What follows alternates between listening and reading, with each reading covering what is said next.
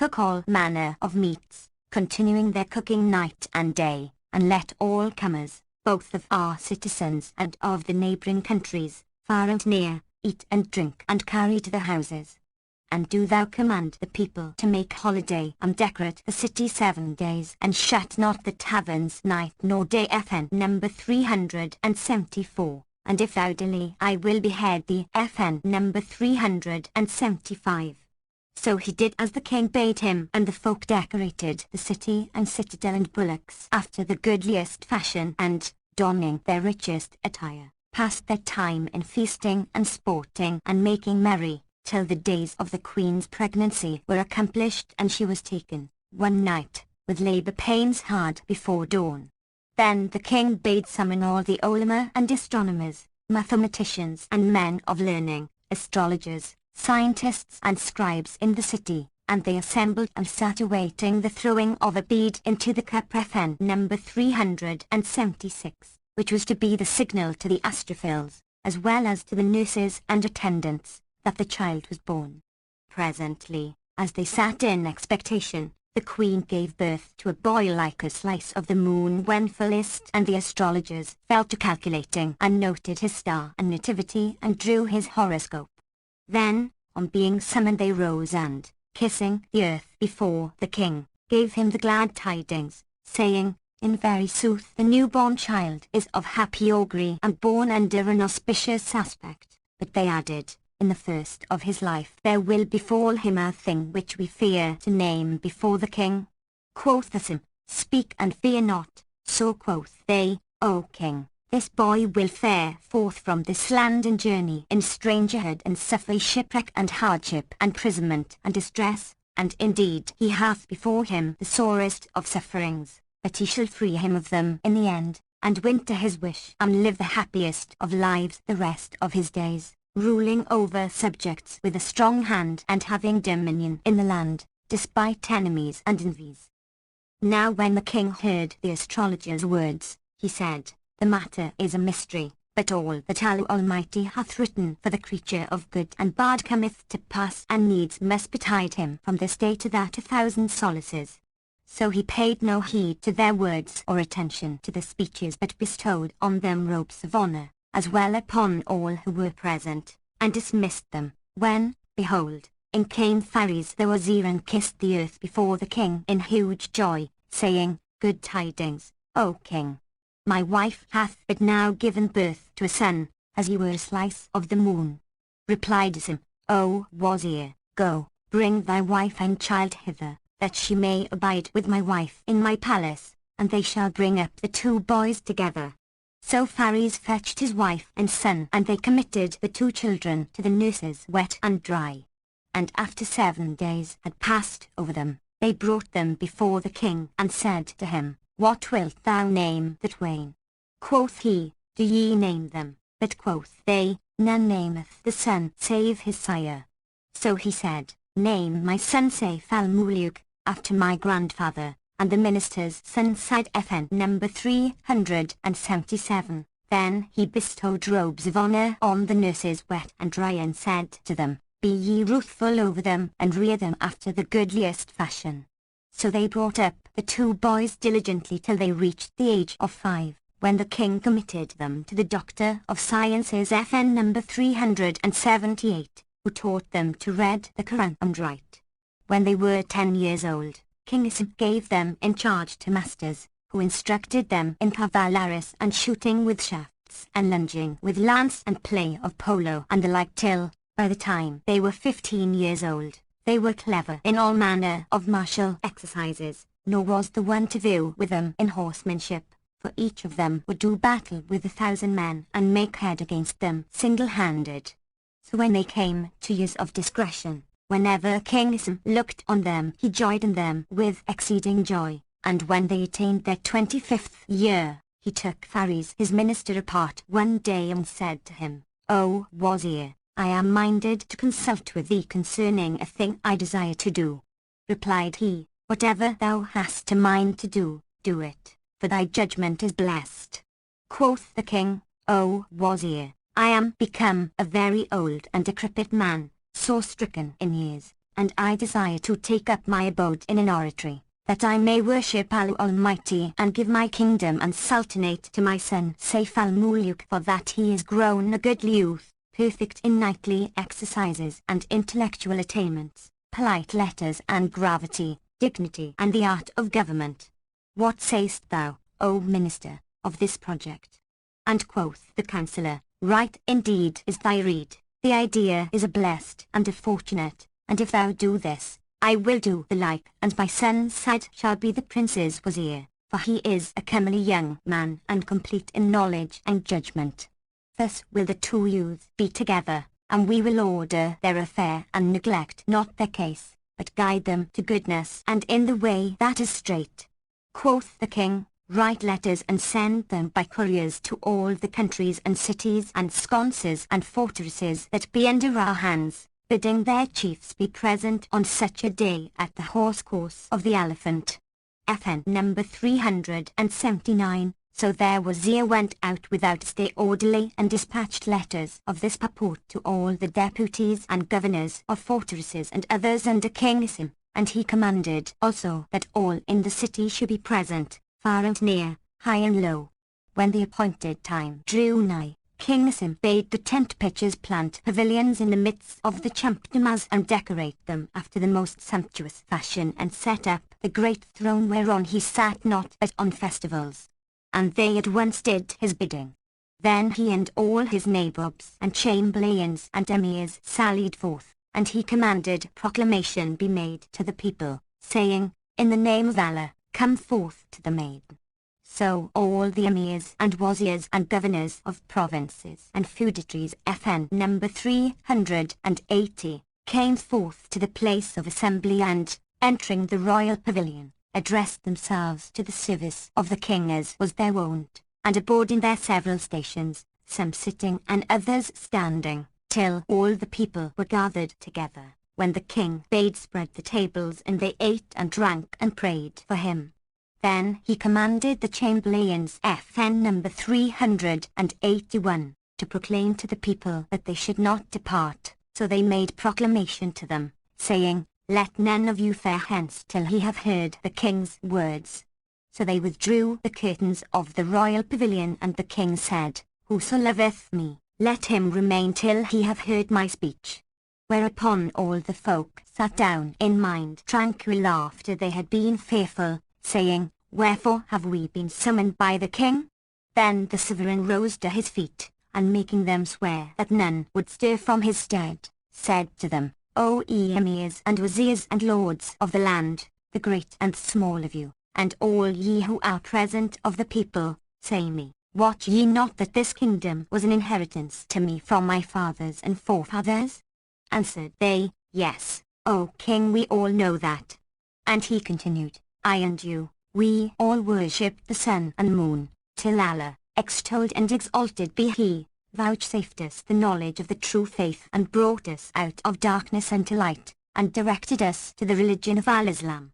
Know that I am become a very old man, feeble and decrepit, and I desire to take up my abode in a hermitage FN number 382, that to worship Allah Almighty and crave his pardon for past offences, and make this my son Saif al-Muluk ruler.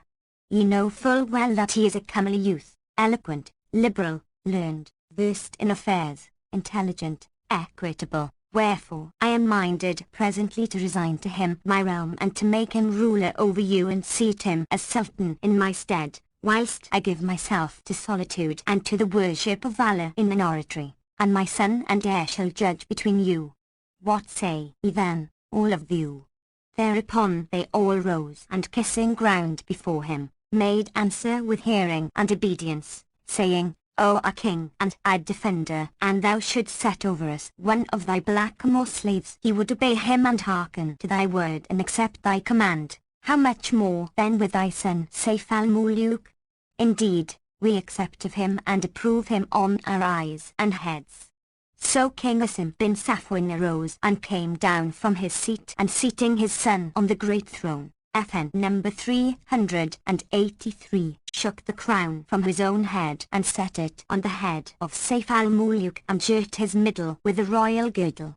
FN number 384. Then he sat down beside his son on the throne of his kingship, whilst the emirs and wazirs and lords of the land and all the rest of the folk rose and kissed ground before him, saying, Indeed, he is worthy of the kingship and hath better right to it than any other. Then the chamberlains made proclamation crying, Aman! Aman!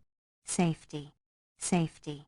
And offered up prayers for his victory and prosperity.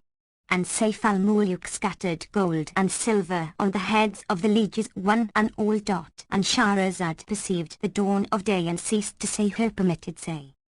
When it was the 762nd night, she said, It hath reached me, O auspicious king, that when King Asim seated his son, Sayf al-Muluk, upon the throne and all the people prayed for his victory and prosperity, the youth scattered gold and silver on the heads of the lieges, one and all, and conferred robes of honor and gave gifts and largesse.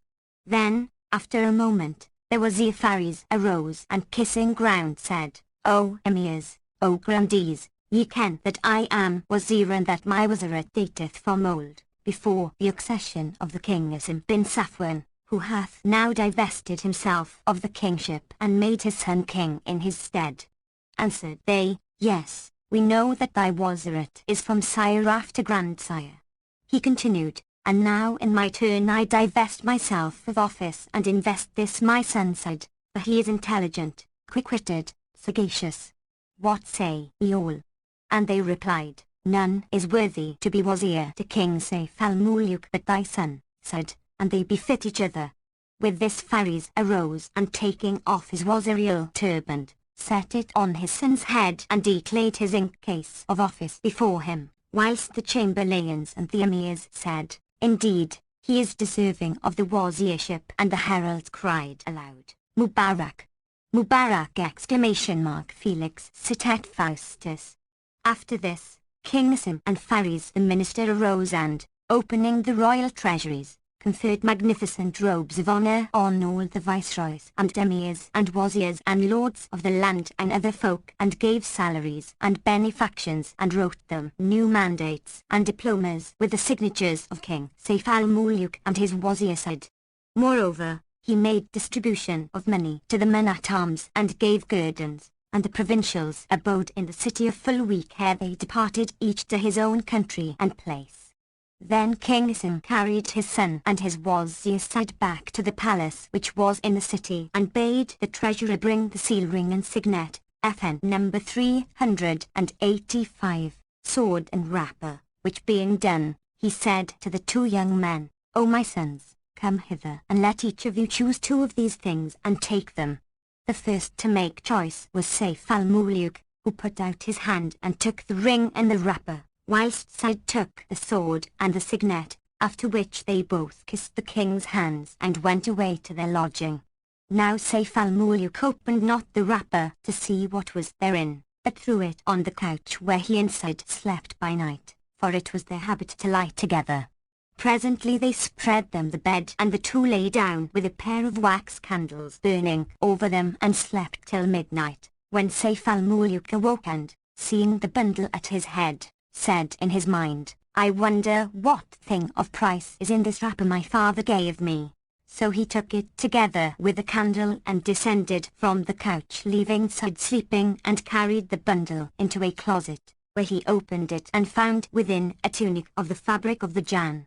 He spread it out and saw on the lining FN number 386 of the back the portraiture wroughten in gold of the girl, and marvellous was her loveliness. And no sooner had he set eyes on the figure than his reason fled his head, and he became jinn-mad for love thereof, so that he fell down in a swoon, and presently recovering, began to weep and lament, beating his face and breast and kissing her. And he recited these verses. Love, at the first, is a spurt of spray FN number 387, which doom disposes and fates display, till, when deep diverthuth in passion see unbearable sorrows his soul waylay. And also these two couplets. Had I known of love in what fashion he wroth heart and soul, I had guarded me, but of malice repents I through self-awade and witting of love what his nature be. And Sayf al-Muluk ceased not to weep and wail and beat face and breast, till Said awoke and missing him from the bed and seeing but a single candle, said to himself, whither is Sayf al-Muluk gone? Then he took the other candle and went round about the palace, till he came upon the closet where he saw the prince lying at full length, weeping with sore weeping and lamenting aloud. So he said to him, O my brother, for what cause are these tears and what hath befallen thee? Speak to me and tell me the reason thereof. But Sayf al-Muluk spoke not, neither raised his head, and continued to weep and wail and beat hand on breast. Seeing him in this case, quoth Said, I am thy wazir and thy brother, and we were reared together, I and thou, so and thou do not unburden thy breast and discover thy secret to me. To whom shalt thou reveal it and disclose its cause? And he went on to humble himself and kiss the ground before him a full hour, whilst Sayf al-Muluk paid no heed to him nor answered him a word, but gave not over to weeping. At last, being affrighted at his case and weary of striving with him, he went out and fetched a sword, with which he returned to the closet, and setting the point to his own breast, said to the prince, Rouse thee, O my brother, and thou tell me not what aileth thee. I will slay myself and see thee no longer in this case. Whereupon Sayf al-Muluk raised his head towards the wazir and answered him, O my brother, I am ashamed to tell thee what hath betided me. But Said said, I conjure thee by Allah, Lord of Lords, Liberator of necks, FN number 388, Causer of causes, the One, the Ruthful, the Giftful, the Bountiful, that thou tell me what aileth thee and be not abashed at me, for I am thy slave and thy minister and counsellor in all thine affairs. Quoth Sayf al-Muluk, Come and look at this likeness. So Said looked at it a while and considering it straightly, behold, he saw written, as a crown over its head, in letters of pearl, these words, This is the counterfeit presentment of Badi al-Jaml, daughter of Shail bin Sharak, a king of the kings of the true believing Jinn who have taken up their abode in the city of Babel and sojourn in the garden of Iram, son of Ad the Greater. FN number 389. And Shahrazad perceived the dawn of day and ceased saying her permitted say. When it was the 763rd night, she continued, It hath reached me, O auspicious king, that when Said, son of the Wazir Faris, had read to Sayf al-Muluk, son of King Asim, the writ on the tunic, which showed the portraiture of Badi al-Jaml, daughter of Shail bin Sharak, a king of the kings of the Muslim jinns dwelling in Babel city and in the garden of Iram, son of Ad the Greater, he cried, O my brother, knowest thou with what woman this is the presentment, that we may seek for her? Sayf al-Muluk replied, No, by Allah, O my brother, I know her not. And Said rejoined, Come, read this writing on the crown. So Sayf al-Muluk read it and cried out from his heart's core and very vitals, saying, Alas! Alas! Alas! Quoth Said, O my brother, and the original of the portrait exist and her name be Badi al-Jaml, and she abide in the world. I will hasten to seek her, that thou mayst twin thy will without delay. But, Allah upon thee, O my brother, leave this weeping and ascend thy throne, that the officers of the state may come in to do their service to thee, and in the undone, do thou summon the merchants and fakirs and travellers and pilgrims and paupers and ask of them concerning this city and the garden of Iram, haply by the help and blessing of Allah, extolled and exalted be He, some one of them shall direct us thither. So, when it was day, Sayf al-Muluk went forth and mounted the throne, clasping the tunic in his arms, for he could neither stand nor sit without it, nor would sleep visit him save it were with him, and the emirs and wazirs and lords and officers came in to him. When the divan was complete, all being assembled in their places, he said to his minister, Go forth to them and tell them that the king hath been suddenly struck by sickness and he, by Allah, hath passed the night in ill case. So Said fared forth and told the folk what he said, which when old King Asim heard, he was concerned for his son and, summoning the physicians and astrologers, carried them into Saif al-Muluk. They looked at him and prescribed him tisanes and diet drinks, simples and medicinal waters, and wrote him characts and incensed him with nard and aloes wood and ambergris 3 days' space, but his malady persisted 3 months, till King Asim was wroth with the leeches and said to them, Woe to you, O dogs! What? Are all of you impotent to cure my son? Except ye heal him forthright, I will put the whole of you to death. The Archiator replied, O King of the age, in very sooth we know that this is thy son, and thou wottest that we fail not of diligence in tending a stranger, so how much more with medicining thy son? But thy son is afflicted with a malady hard to heal, which, if thou desire to know, we will discover it to thee. Quoth Asim, What then find ye to be the malady of my son? And quoth the leech, O King of the age, thy son is in love, and he loveth one to whose enjoyment he hath no way of access. At this the king was wroth and asked, How know ye that my son is in love, and how came a love to him? They answered, Inquire of his wazir and brother Said, for he knoweth his case. The king rose and repaired to his private closet, and summoning Said said to him, Tell me the truth of thy brother's malady. But Said replied, I know it not. So King Asim said to the sworder, Take Said and bind his eyes and strike his neck. Whereupon Said feared for himself and cried, O King of the age, grant me immunity. Replied the king, Speak and thou shalt have it. Thy son is in love. With whom is he in love? With a king's daughter of the Jann. And where could he have espied a daughter of the jinns? Her portrait is wroughten on the tunic that was in the bundle given thee by Solomon, prophet of Allah. When the king heard this, he rose, and going into Saif al-Muluk, said to him, O my son, what hath afflicted thee? What is this portrait whereof thou art enamoured? And why didst thou not tell me? He replied, O my sire, I was ashamed to name this to thee, and could not bring myself to discover aught thereof to any one at all. But now thou knowest my case, look how thou mayest do to cure me. Rejoined his father, What is to be done? With this one of the daughters of men we might devise a device for coming at her, but she is a king's daughter of the jinns, and who can woo and win her, save it be Solomon David's son, and hardly he?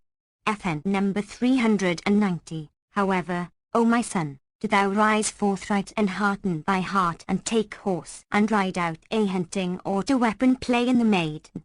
Divert thyself with eating and drinking, and put away cock and care from thy heart, and I will bring thee 100 maids of the daughters of kings, for thou hast no need to the daughters of the Jann, over whom we lack a true land of kind other than ours. But he said, I cannot renounce her, nor will I seek other than her. Asked King Asim, How then shall we do, O my son? And Saif al-Muluk answered, Bring us all the merchants and travellers and wanderers in the city, that we may question them thereof. Peradventure, Allah will lead us to the city of Babel and the garden of Iram.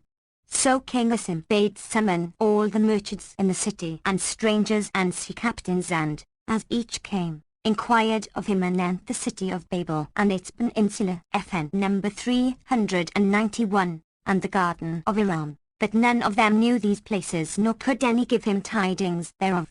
However, when the seance broke up, one of them said, O King of the age, and thou be minded to ken this thing, up and hie thee to the land of China, for it hath a vast city, FN number 392, and a safe, wherein are store of rarities and things of price and folk of all kinds, and thou shalt not come to the knowledge of this city and garden but from its folk. It may be one of them will direct thee to that thou seekest. Whereupon quoth Saif al-Muluk, O my sire, equip me a ship, that I may fare to the China land, and do thou rule the reign in my stead. Replied the old king, O my son, abide thou on the throne of thy kingship and govern thy commons, and I myself will make the voyage to China and ask for thee of the city of Babel and the garden of Iram. But Saif al-Muluk rejoined, O my sire, in very sooth this affair concerneth me, and none can search after it like myself, so, come what will, and thou give me leave to make the voyage, I will depart and wander a while. If I find trace or tidings of her, my wish will be won, and if not, belike the voyage will broaden my breast and recruit my courage, and haply by foreign travel my case will be made easy to me, and if I live, I shall return to thee safe and sound. And Shahrazad perceived the dawn of day and ceased to say her permitted say.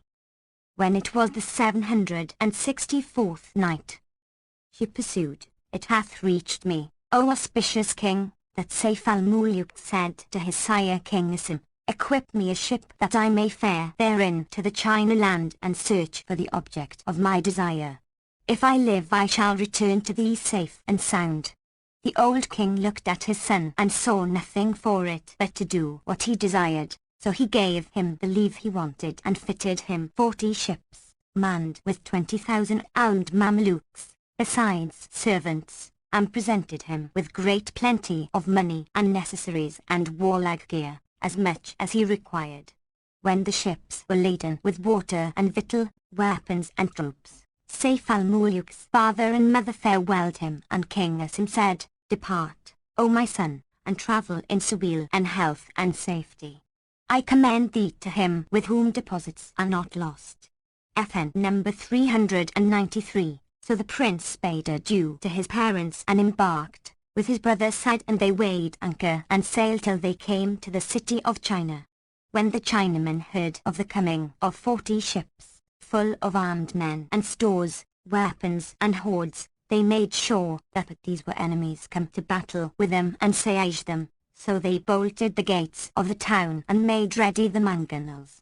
FN number 394. But Sayf al-Muluk, hearing of this, sent 2 of his chief Mamelukes to the king of China, bidding them say to him, This is Sayf al-Muluk, son of King Asim of Egypt, who is come to thy city as a guest, to divert himself by viewing thy country a while, and not for conquest or contention. Wherefore, and thou wilt receive him, he will come ashore to thee, and if not, he will return and will not disquiet thee nor the people of thy capital. They presented themselves at the city gates and said, We are messengers from King Sayf al-Muluk. Whereupon the townsfolk opened the gates and carried them to their king, whose name was Fag for FN number 395, Shah, and between whom and King Asim there had erst been acquaintance. So, when he heard that the newcomer prince was the son of King Asim, he bestowed robes of honor on the messengers and, bidding open the gates, made ready guest gifts and went forth in person with the chief officers of his realm, to meet Sayf al-Muluk, and the 2 kings embraced. Then Fagfur said to his guest, Welcome and fair cheer to him who cometh to us. I am thy slave and the slave of thy sire. My city is between thy hands to command, and whatso thou seekest shall be brought before thee. Then he presented him with the guest gifts and victual for the folk at their stations, and they took horse, with their wazir Said and the chiefs of their officers and the rest of their troops, and rode from the seashore to the city, which they entered with cymbals clashing and drums beating in token of rejoicing. There they abode in the enjoyment of fair entertainment for 40 days, at the end of which quoth the king of China to Sayf al-Muluk, O son of my brother, how is thy case? FN number 396. Doth my country please thee? And quoth Sayf al-Muluk, May Allah Almighty long honor it with thee, O king. Said Fagfur, Naught hath brought thee hither save some need which hath occurred to thee, and whatso thou desirest of my country I will accomplish it to thee. Replied Sayf al-Muluk, O king, my case is a wondrous, and told him how he had fallen in love with a portrait of Badi al-Jaml, and wept bitter tears. When the king of China heard his story, he wept for pity and solicitude for him and cried, And what wouldst thou have now, O Sayf al-Muluk? And he rejoined, I would have thee bring me all the wanderers and travellers, the seafarers and sea captains, that I may question them of the original of this portrait. Perhaps one of them may give me tidings of her. So Fagfur Shah sent out his nabobs and chamberlains and bodyguards to fetch all the wanderers and travellers in the land, and they brought them before the 2 kings, and they were a numerous company.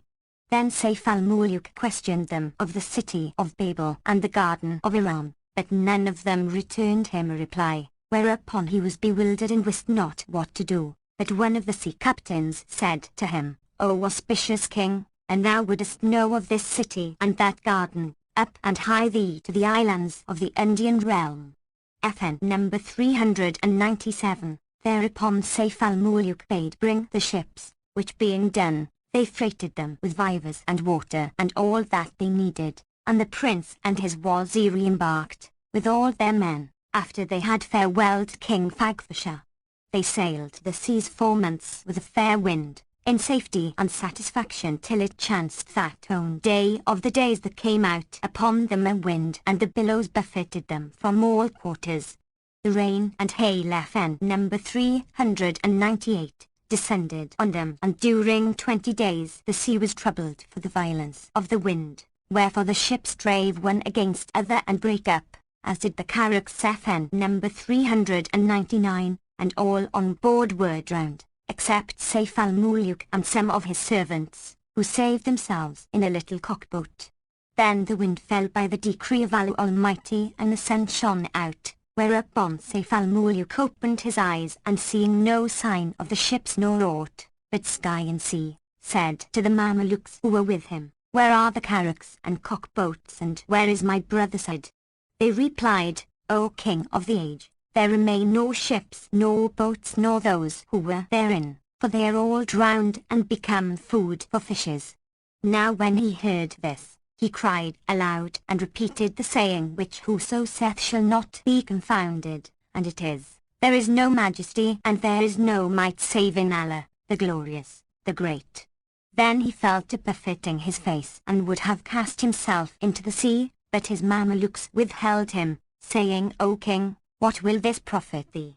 Thou hast brought all this on thyself, for, hast thou hearkened to thy father's words, naught thereof had bettered thee. But this was written from all eternity by the will of the Creator of souls. And Shahrazad perceived the dawn of day and ceased saying her permitted say.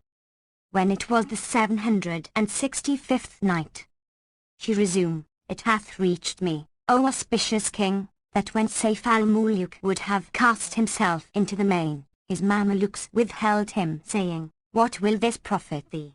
Thou hast done this deed by thyself, yet was it written from all eternity by the will of the Creator of souls, that the creature might accomplish that which Allah hath decreed unto him.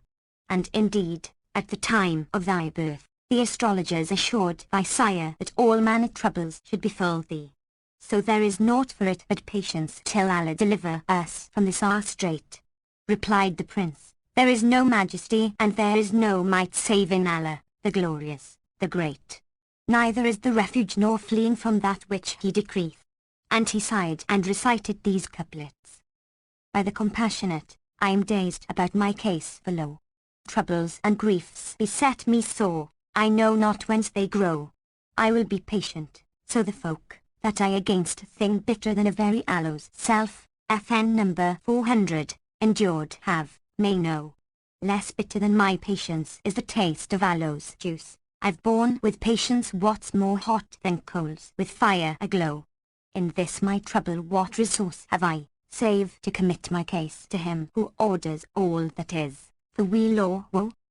Then he became drowned in the depth of thoughts, and his tears ran down upon his cheeks like torrent train, and he slept a while of the day, after which he awoke and sought of food somewhat.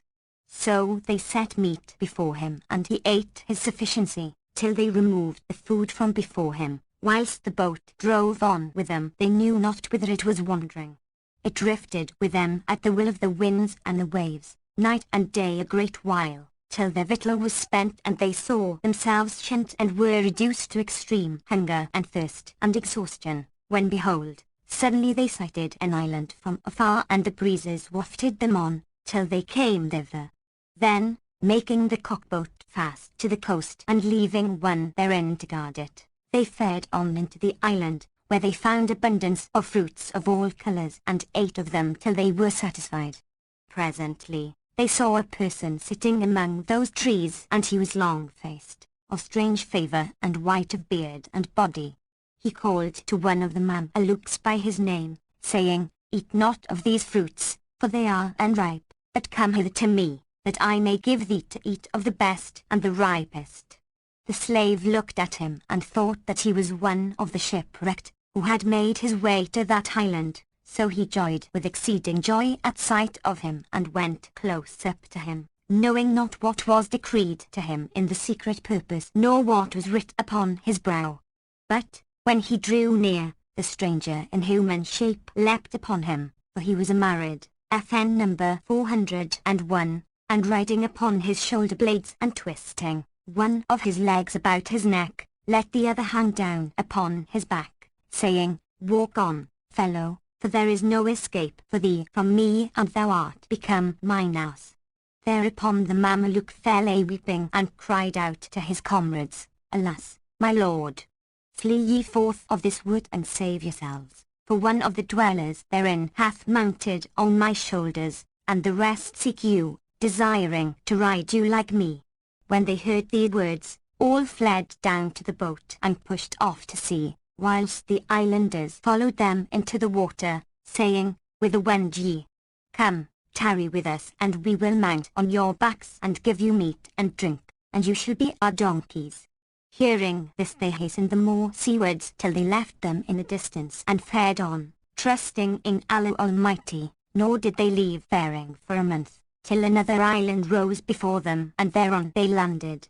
Here they found fruits of various kinds and busied themselves with eating of them, when behold, they saw from afar, somewhat lying in the road, a hideous creature as it were a column of silver.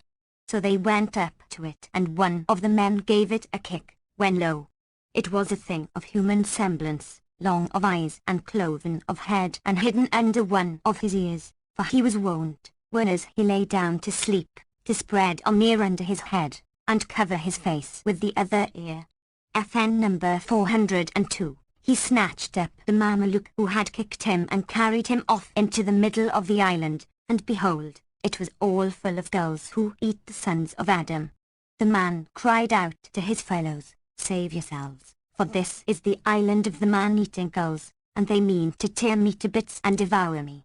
When they heard these words, they fled back to the boat, without gathering any store of the fruits, and putting out to sea, fared on some days till it so happened that they came to another island, where they found a high mountain.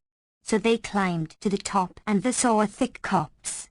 Now they were sore and hungered, so they took to eating of the fruits, but, before they were aware, there came upon them from among the trees black men of terrible aspect, each 50 cubits high with eye teeth FN number 403, protruding from their mouths like elephants' tusks, and, laying hands on Sayf al-Muluk and his company, carried them to their king, whom they found seated on a piece of black felt laid on a rock, and about him a great company of Zanzibar blacks, standing in his service. The blackamoors who had captured the prince and his Mamelukes set them before the king and said to him, "We found these birds among the trees," and the king was sharp set, so he took 2 of the servants and cut their throats and ate them. And Shahrazad perceived the dawn of day and ceased to say her permitted say.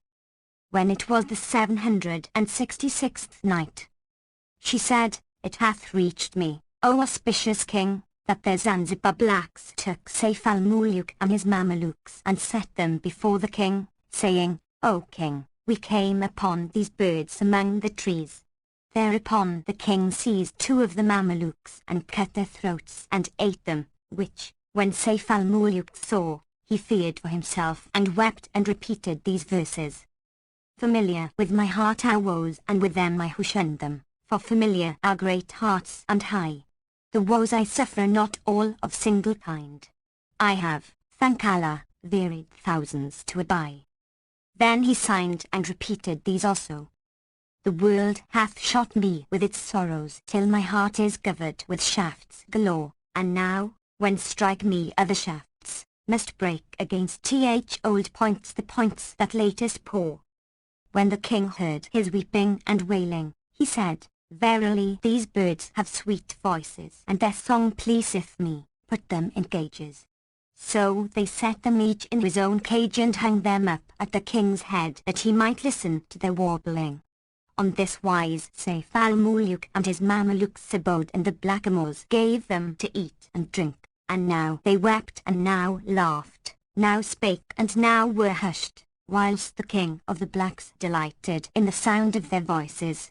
And so they continued for a long time.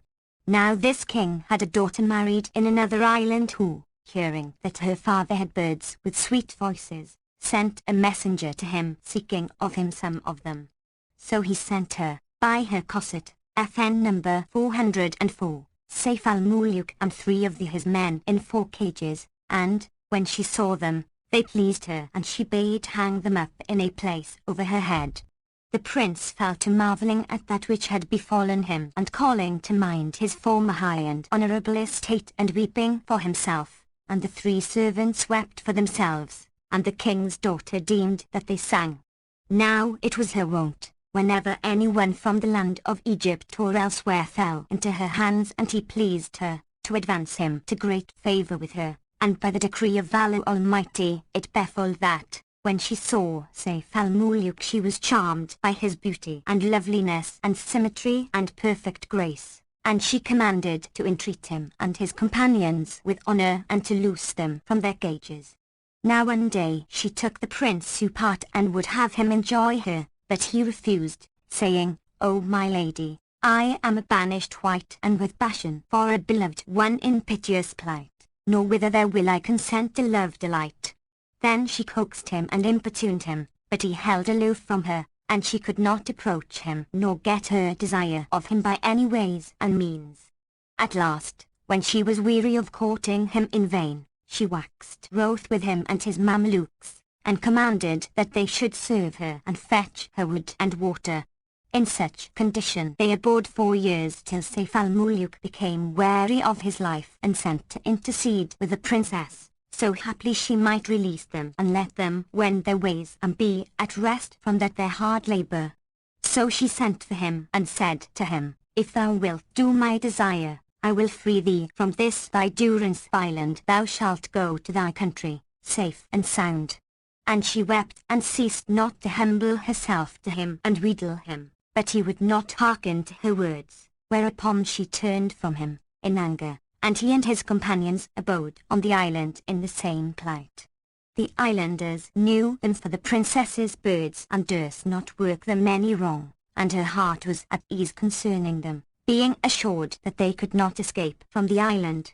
So they used to absent themselves from her 2 and 3 days at a time and go round about the desert parts in all directions, gathering firewood, which they brought to the princess's kitchen, and thus they abode 5 FN number 405 years. Now one day it so chanced that the prince and his men were sitting on the seashore, devising of what had befallen, and Sayf al-Muluk, seeing himself and his men in such case, bethought him of his mother and father and his brother's side, and, calling to mind what high degree he had been in, fell a weeping and lamenting passing sore, whilst his slaves wept likewise. Then said they to him, "O King of the age, how long shall we weep? Weeping availeth not, for this thing was written on our brows by the ordinance of Allah, to whom belong might and majesty. Indeed, the pen runneth with that he decreeth, and naught will serve us but patience. Haply Allah, extolled and exalted be he, who hath saddened us shall gladden us." Quoth he, "O my brothers, how shall we win free from this accursed woman? I see no way of escape for us, save Allah of his grace deliver us from her, but methinks we may flee and be at rest from this hard labour." And quoth they, "O King of the age, whither shall we flee? From the whole island is full of gulls which devour the sons of Adam, and whithersoever we go, they will find us there and either eat us or capture and carry us back to that accursed, the king's daughter, who will be wroth with us." Sayf al-Muluk rejoined, "I will contrive you somewhat, whereby peradventure Allah Almighty shall deliver us and help us to escape from this island." They asked, "And how wilt thou do?" And he answered, "Let us cut some of these long pieces of wood, and twist ropes of their bark and bind them one with another, and make of them a raft FN number 406, which we will launch and load with these fruits. Then we will fashion us paddles and embark on the raft after breaking our bonds with the axe. It may be that Almighty Allah will make it the means of our deliverance from this accursed woman and vouchsafe us a fair wind to bring us to the land of Hind, for he over all things is Almighty. Said they, Right is thy rede, and rejoiced thereat with exceeding joy. So they arose without stay or delay and cut with their axes wood for the raft and the twisted ropes to bind the logs, and at this they worked a whole month. Every day about evening they gathered somewhat of fuel and bore it to the princess's kitchen, and employed the rest of the 24 hours working at the raft. And Shahrazad perceived the dawn of day and ceased saying her permitted say.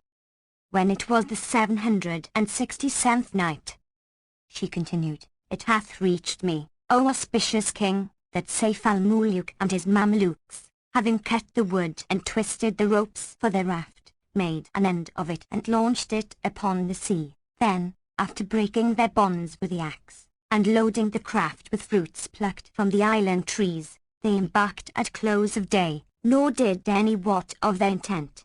They put out to sea in the raft and paddled and 4 months, knowing not whither the craft carried them, till the provant failed them and they were suffering the severest extreme of hunger and thirst, when behold, the sea waxed troubled and foamed and rose in high waves, and there came forth upon them a frightful crocodile, FN number 407, which put out its claw and catching up one of the Mamelukes swallowed him. At the sight of this horror Sayf al-Muluk wept bitterly, and he and the 2 men, FN number 408, that remained to him pushed off from the place where they had seen the crocodile, sore affrighted. After this they continued drifting on till, one day they espied a mountain terrible tall and spiring high in air, whereat they rejoiced, when presently an island appeared. They made towards it with all their might, congratulating one another on the prospect of making land, but hardly had they sighted the island on which was the mountain, when the sea changed face and boiled and rose in big waves, and a second crocodile raised its head and putting out its claw caught up the 2 remaining Mamelukes and swallowed them.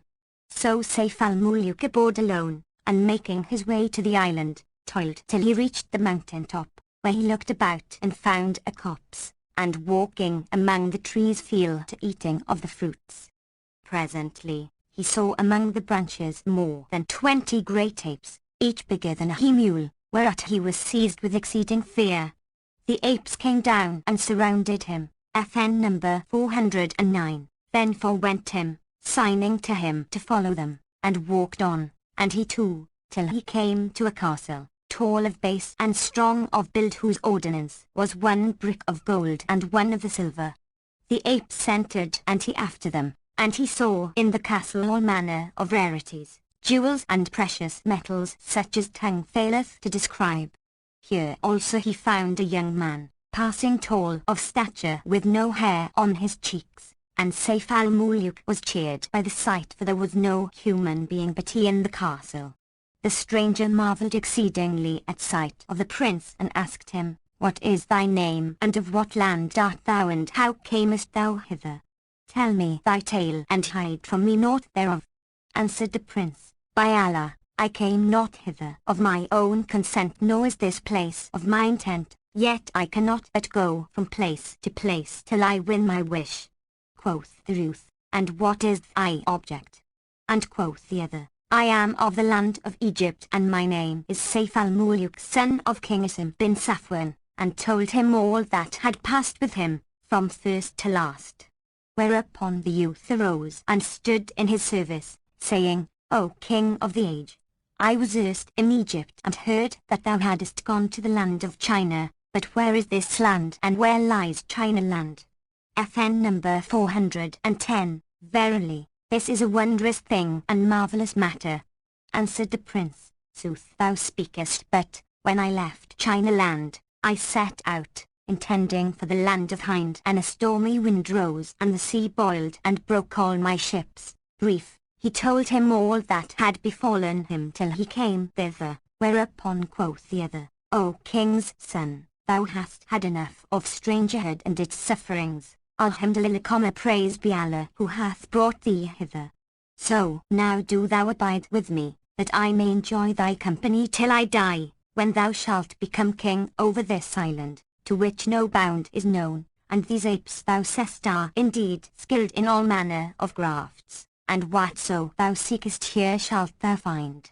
Replied Sayf al-Muluk, O my brother, I may not tarry in any place till my wish be won, albeit I compass the whole world in pursuit thereof and make quest of every one, so peradventure Allah may bring me to my desire, or my course lead me to the place wherein is the appointed term of my days, and I shall die my death. Then the youth turned with a sign to one of the apes, and he went out and was absent a while, after which he returned with other apes girt with silken zones.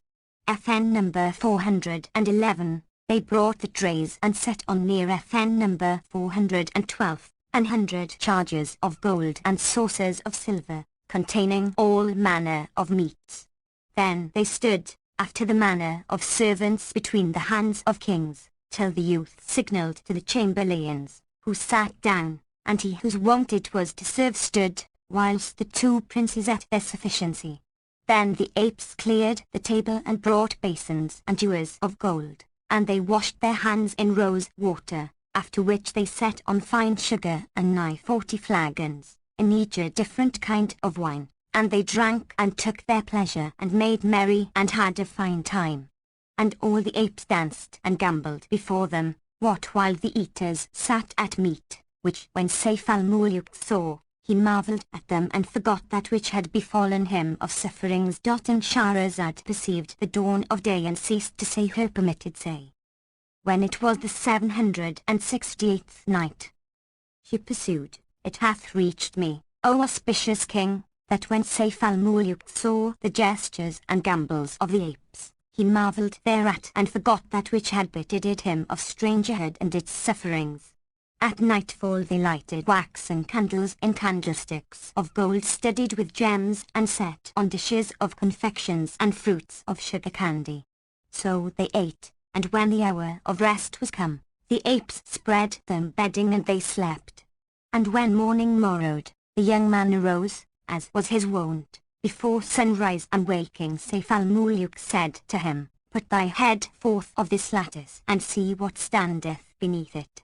So he put out his head and saw the wide waste and all the world filled with apes, whose number none knew save Allah Almighty. Quoth he, Here be great plenty of apes, for they cover the whole country, but why are they assembled at this hour? Quoth the youth, This is the custom. Every Sabbath, FN number 413, all the apes in the island come hither, some from 2 and 3 days' distance, and stand here to lie awake from sleep, and put forth my head from this lattice, when they kiss ground before me and go about their business. So saying, he put his head out of the window, and when the apes saw him, they kissed the earth before him and went their way. Sayf al-Muluk abode with the young man a whole month, when he farewelled him and departed, escorted by a party of nigh 100 apes, which the young man bade escort him. They journeyed with him 7 days, till they came to the limits of their islands, FN number 414, when they took leave of him and returned to their places, while Sayf al-Muluk fared on alone over mount and hill, desert and plain, 4 months' journey, one day and hungered and the next satiated, now eating of the herbs of the earth and then of the fruits of the trees, till he repented him of the harm he had done himself by leaving the young man, and he was about to retrace his steps to him, when he saw something black afar off and said to himself, Is this a city or trees? But I will not turn back till I see what it is. So he made towards it, and when he drew near, he saw that it was a palace tall of base. Now he who built it was Japhet son of Noah, on whom be peace, and it is of this palace that God the Most High speaketh in his precious book, when as he saith, and an abandoned well and a high-builded palace. FN number 415, Sayf al-Muluk sat down at the gate and said in his mind, Would I knew what is within yonder palace and what king dwelleth therein, who shall acquaint me whether its folk are men or jinn. who will tell me the truth of the case. He sat considering a while, but, seeing none go in or come out, he rose and committing himself to Allah Almighty entered the palace and walked on, till he had counted 7 vestibules, yet saw no one. Presently looking to his right he beheld 3 doors, while before him was a 4th, over which hung a curtain. So he went up to this and raising the curtain, found himself in the great hall FN number 416, spread with silken carpets. At the upper end rose a throne of gold whereon sat a damsel, whose face was like the moon, arrayed in royal raiment and beautified as she were a bride on the night of her displaying, and at the foot of the throne was a table of 40 trays spread with golden and silvern dishes full of dainty viands. The prince went up and saluted her, and she returned his salam, saying, Art thou of mankind or of the jinn?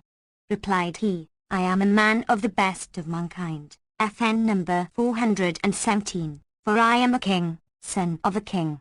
She rejoined, What seekest thou?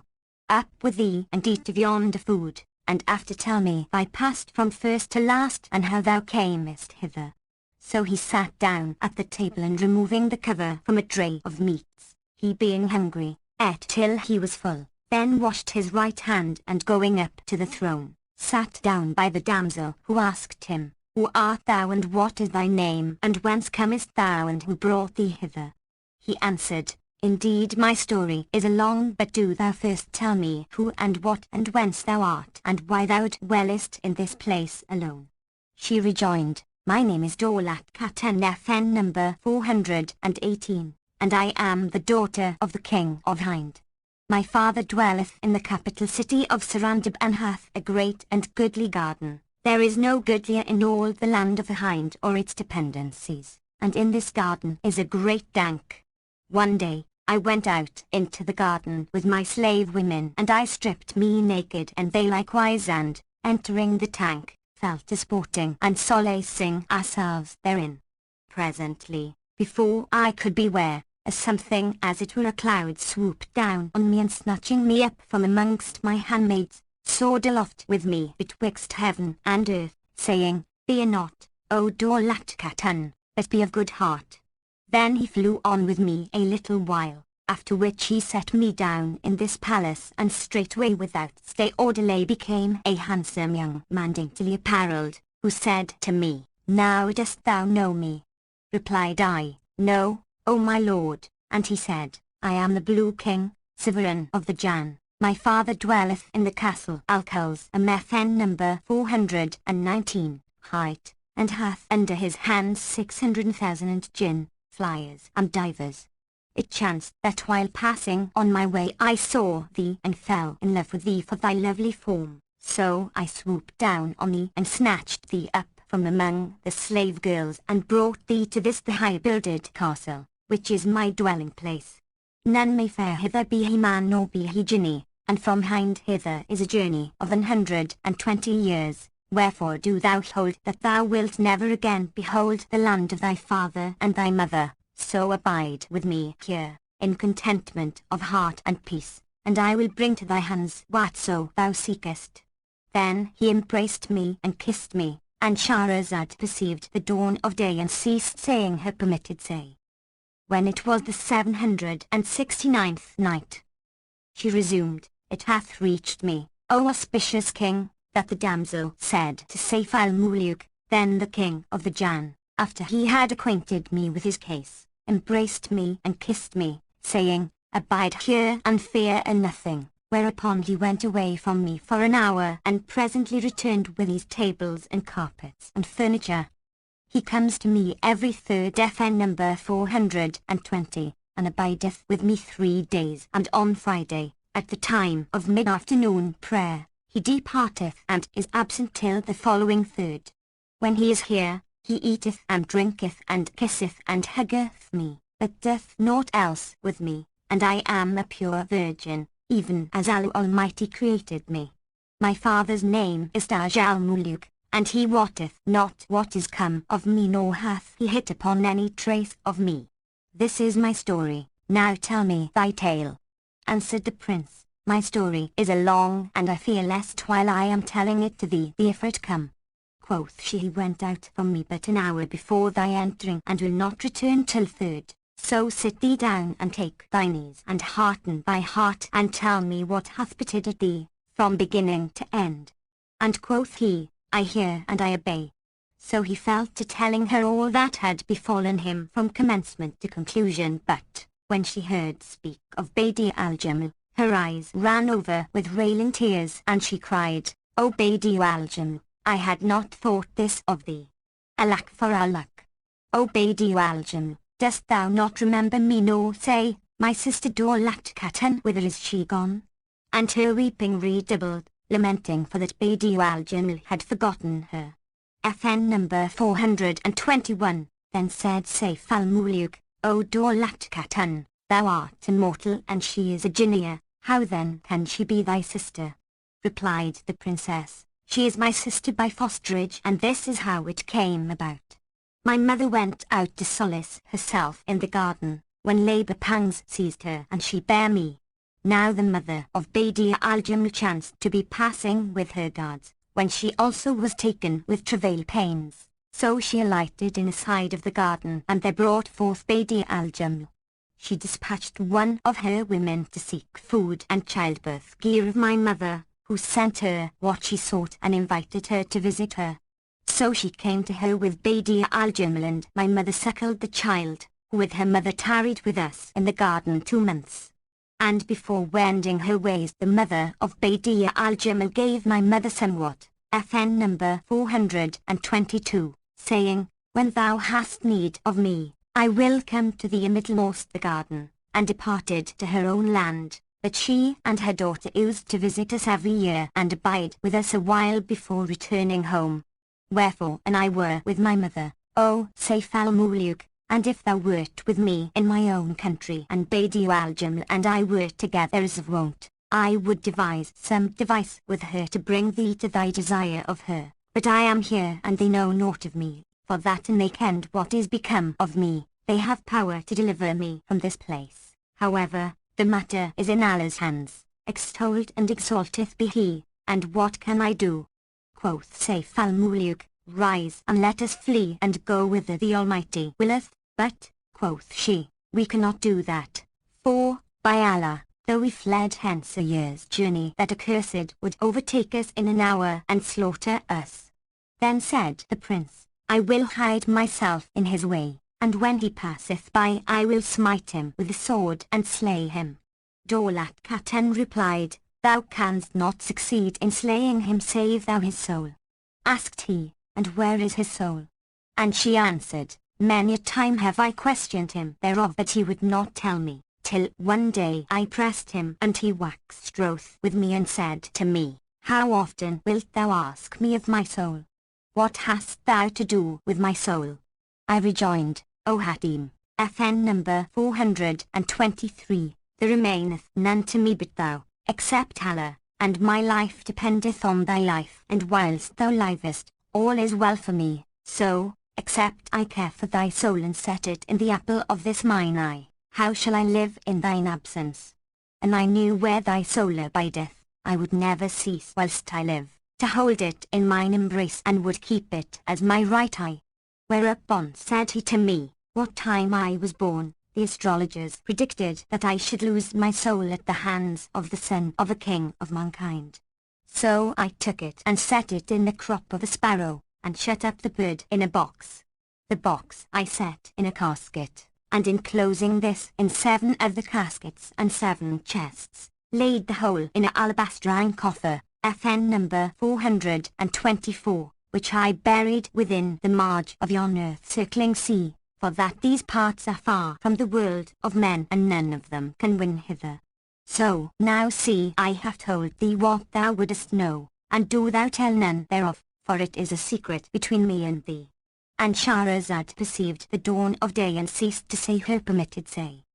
When it was the 770th night, she said, it hath reached me, O auspicious king, that when Daulat Khatun acquainted Sayf al-Muluk with the whereabouts of the soul of the jinni who had carried her off, and repeated to him his speech ending with, and this is a secret between me and thee.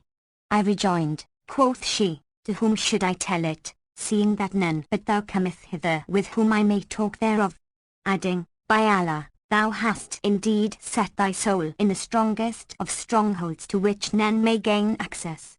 How should a man win to it, unless the impossible be foreordained and Allah decree like as the astrologers predicted?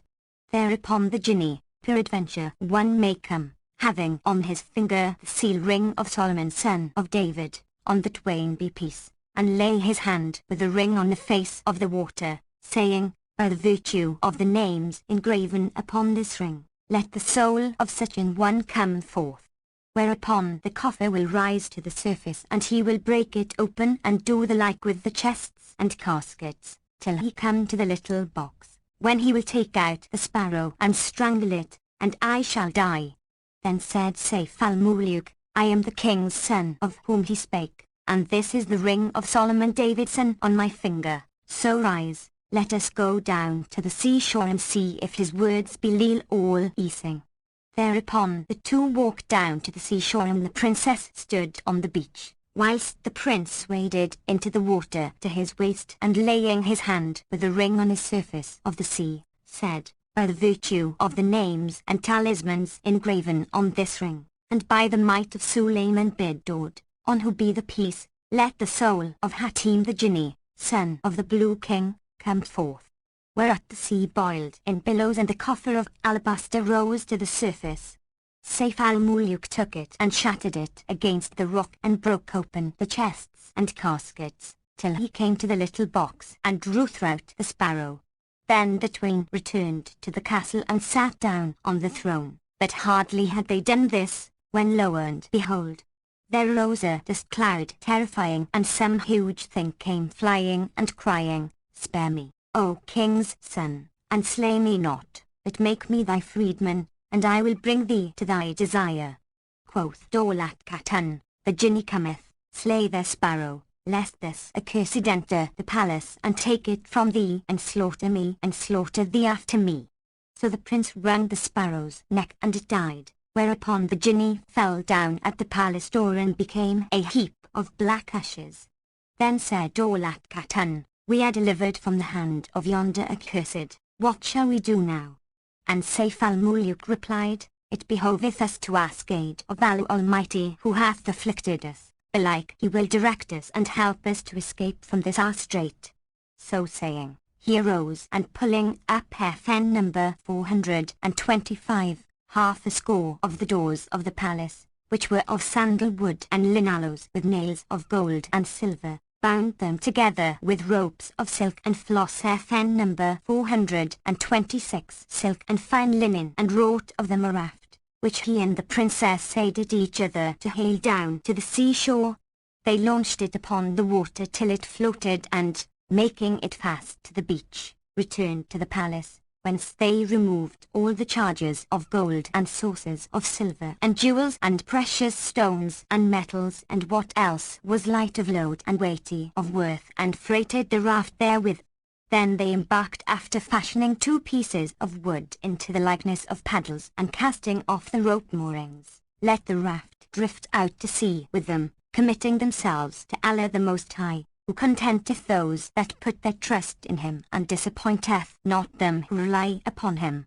They ceased not faring on thus 4 months until their victual was exhausted and their sufferings waxed severe and their souls were straitened, so they prayed Allah to vouchsafe them deliverance from that danger. But all this time when they lay down to sleep, Sayf al-Muluk set Daulat Khatun behind him and laid a naked brand at his back, so that, when he turned in sleep the sword was between them. FN number 427. At last it chanced one night, when Sayf al-Muluk was asleep and Daulat Khatun awake, that behold, the raft drifted landwards and entered a port wherein were ships. The princess saw the ships and heard a man, he being the chief and head of the captains, talking with the sailors, whereby she knew that this was the port of some city and that they were come to an inhabited country. So she joyed with exceeding joy, and waking the prince said to him, ask the captain the name of the city and harbour. Thereupon Sayf al-Muluk arose and said to the captain, "O my brother, how is this harbour hight, and what be the names of yonder city and its king?" Replied the captain, "O false face! FN number 428, O frosty beard! And thou knew not the name of this port and city, how camest thou hither?"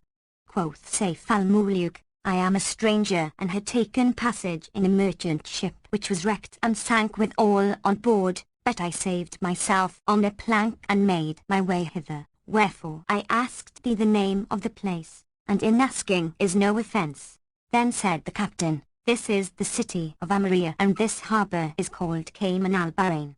FN number 429. When the princess heard this, she rejoiced with exceeding joy and said, "Praise be Allah." He asked, "What is to do?" And she answered, "O Sayf al-Muluk, rejoice in second near hand, for the king of this city is my uncle, my father's brother." And Shahrazad perceived the dawn of day and ceased saying her permitted say. When it was the 771st night, she continued, "It hath reached me, O auspicious king, that Daulat Khatun said to Sayf al-Muluk, rejoice in safety near hand, for the king of this city is my uncle, my father's brother, and his name is Ali al-Muluk, FN number 430, adding, Say thou then to the captain, is the sultan of the city, Ali al-Muluk, well? He asked, but the captain was wroth with him and cried, Thou sayest, I am a stranger and never in my life came hither. Who then told thee the name of the lord of the city? When Daulat Khatun heard this, she rejoiced and knew him for Mu'in al-Din, FN number 431, one of her father's captains. Now he had fared forth in search of her, after she was lost, and finding her not, he never ceased cruising till he came to her uncle's city. Then she bade Sayf al-Muluk say to him, O Captain Mu'in al-Din, come and speak with thy mistress. So he called out to him as she bade, whereat he was wroth with exceeding wrath, and answered, O dog, O thief, O spy, who art thou and how knowest thou me? Then he said to one of the sailors, Give me an ash FN number 432 stave, that I may go to yonder plaguing Arab and break his head.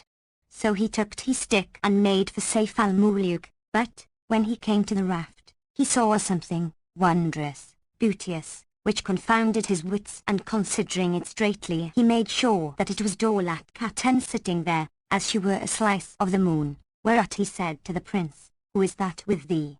Replied he, A damsel by name Daulat Khatun. When the captain heard the princess's name and knew that she was his mistress and the daughter of his king, he fell down in a fainting fit, and when he came to himself, he left the raft and whatso was thereon, and riding up to the palace, craved an audience of the king, whereupon the chamberlain went into the presence and said, Captain Mu'in al-Din is come to bring thee good news, so bid he be brought in.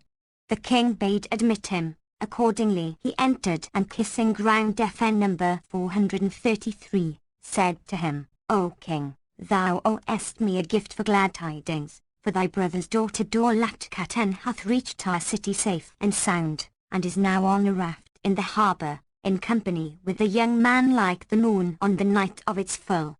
When the king heard this, he rejoiced and conferred a costly robe of honour on the captain.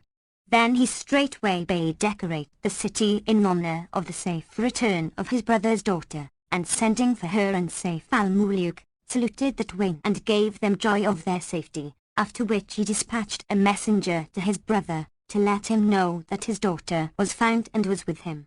As soon as the news reached Taj al-Muluk, he got him ready and assembling his troops set out for his brother's capital, where he found his daughter and they rejoiced with exceeding joy.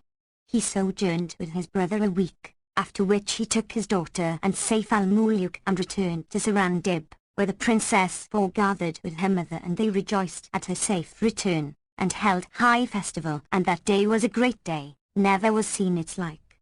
As for Sayf al-Muluk, the king entreated him with honour and said to him, O Sayf al-Muluk, thou hast done me and my daughter all this good for which I cannot requite thee nor can any requite thee, save the Lord of the three worlds, But I wish thee to sit upon the throne in my stead and rule the land of Hind, for I offer thee of my throne and kingdom and treasures and servants, all this in free gift to thee. Whereupon Sayf al-Muluk rose and kissing the ground before the king, thanked him and answered, O King of the age, I accept all thou givest me and return it to thee in freest gift, for I, O King of the age, covet not sovereignty nor sultanate nor desire aught but that Allah the Most High bring me to my desire. Rejoined the king, O Sayf al-Muluk, these my treasures are at thy disposal, take of them what thou wilt, without consulting me, and Allah requite thee for me with all weal. Quoth the prince, Allah advanced the king, there is no delight for me in money or in dominion till I win my wish, but now I have a mind to solace myself in the city and view its thoroughfares and market streets. So the king bade bring him a mare of the thoroughbreds, saddled and bridled, and Sayf al-Muluk mounted her and rode through the streets and markets of the city. As he looked about him right and left, lo! His eyes fell on a young man, who was carrying a tunic and crying it for sale at 15 dinars, so he considered him and saw him to be like his brother Said, and indeed it was his very self, but he was one of blee and changed for long strangerhood and the travails of travel, so that he knew him not. However, he said to his attendants, take yonder youth and carry him to the palace where I lodge, and keep him with you till my return from the ride, when I will question him. But they understood him to say, carry him to the prison, and said in themselves, haply this is some runaway Mameluke of his. So they took him and bore him to the bridewell, where they laid him in irons and left him seated in solitude, unremembered by any. Presently Sayf al-Muluk returned to the palace, but he forgot his brother Said, and none made mention of him. So he abode in prison, and when they brought out the prisoners, to cut ashlar from the quarries, they took Said with them, and he wrought with the rest. He abode a month's space, in this squalor and sore sorrow, pondering his case and saying in himself, what is the cause of my imprisonment? While Sayf al-Muluk's mind was diverted from him by rejoicing and other things, but one day, as he sat, he bethought him of Said and said to his Mamelukes, where is the white slave I gave into your charge on such a day? Quoth they, dost thou not bid us bear him to the bridewell? And quoth he, nay, I said not so, I bade you carry him to my palace after the ride.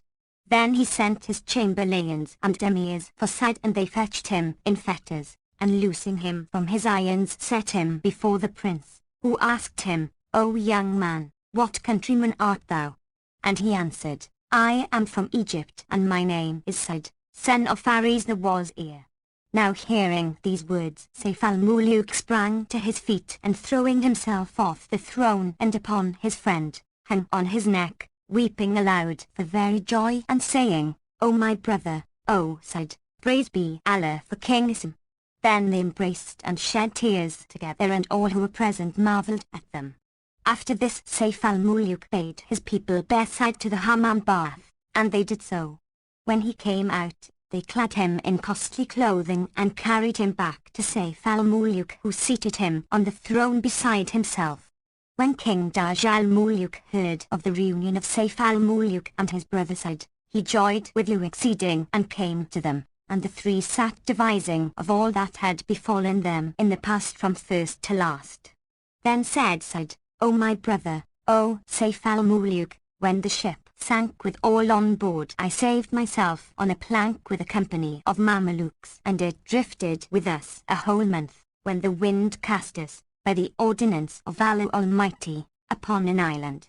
So we landed, and entering among the trees took to eating of the fruits, for we were an-hungered.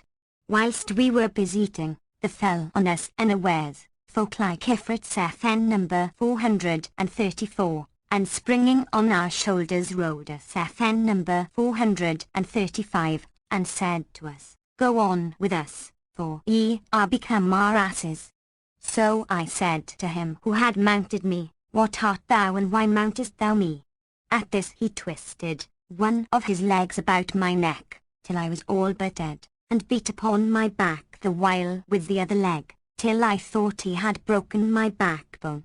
So I fell to the ground on my face, having no strength left in me for famine and thirst.